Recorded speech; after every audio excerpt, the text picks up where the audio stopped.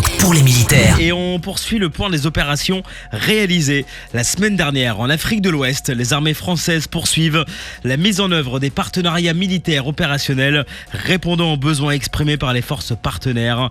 Au Gabon, plusieurs formations se sont achevées cette semaine, notamment un stage de combat au corps à corps ainsi qu'une formation à la défense d'emprise au profit des fusiliers marins gabonais centrée sur la protection et la sécurisation d'installations militaires. Le stage aide moniteur forêt se poursuit également au profit des forces armées gabonaises et la gendarmerie nationale. Cette formation vise à développer un vivier de formateurs spécialisés dans le combat en environnement équatorial. Une soixantaine de stagiaires participent également à un nouveau stage combat forêt afin de renforcer leur savoir-faire dans ce milieu spécifique.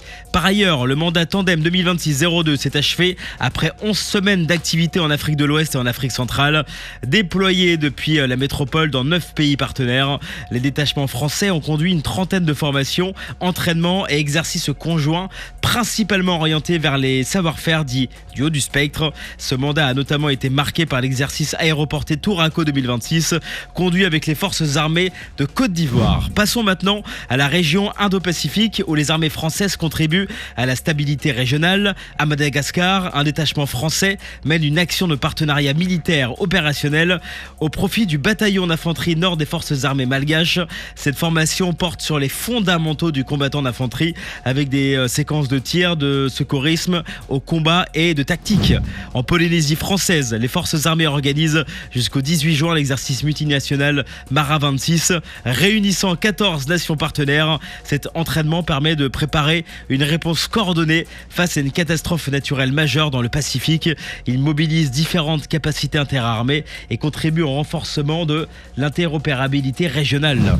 En Nouvelle-Calédonie, l'Académie du Pacifique a organisé la deuxième édition du stage opérateur drone au profit de militaires fidjiens, tongiens et vanuatais.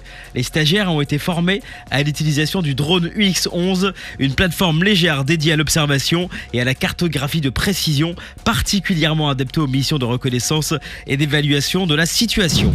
On termine ce tour d'horizon en zone Antilles-Guyane où les forces armées restent engagées dans la lutte contre les activités illicites et la préparation opérationnelle.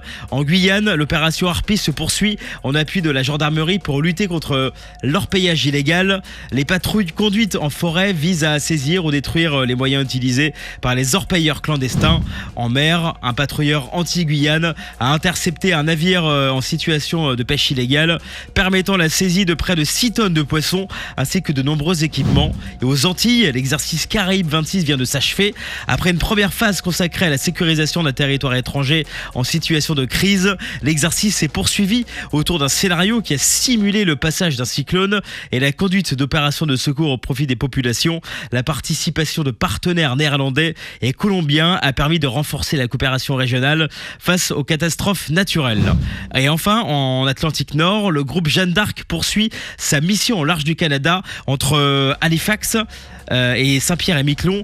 Les officiers élèves, le groupement tactique embarqué et le sous-groupement aéromobile ont conduit plusieurs entraînements afin de renforcer la capacité d'intervention de la force tout en approfondissant les savoir-faire des officiers élèves.